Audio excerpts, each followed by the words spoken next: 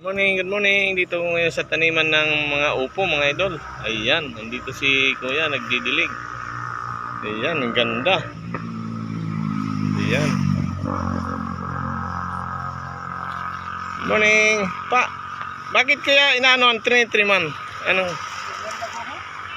Paglago. Hindi siya nagtatampo pag ganyan? Hindi naman.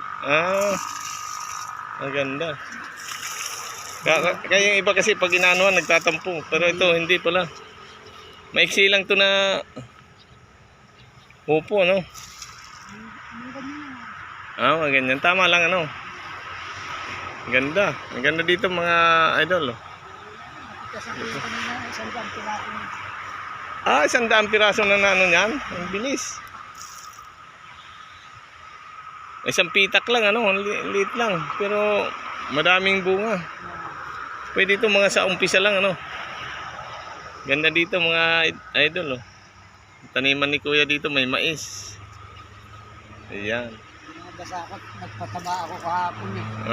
Pag hindi nabasa, mamamatay, ano? naluloy yung bunga. Oo. Kailangan babasahin talaga pag nag-ano. Pag yan hindi nadilig at bagong pataba, natutunan. Ayan, ganyan. Pag nag-abono, dito sa malayo sa puno, ano? Hindi, padilig din na. Dilig lang, hinahalo lang. Sinulato ng sardinas, isang balde. Oo. Kaya natin bilinggo. Thank you, Kuya. Maraming salamat. Ayan, mga idol. Ang ganda ng ano dito, upuhan.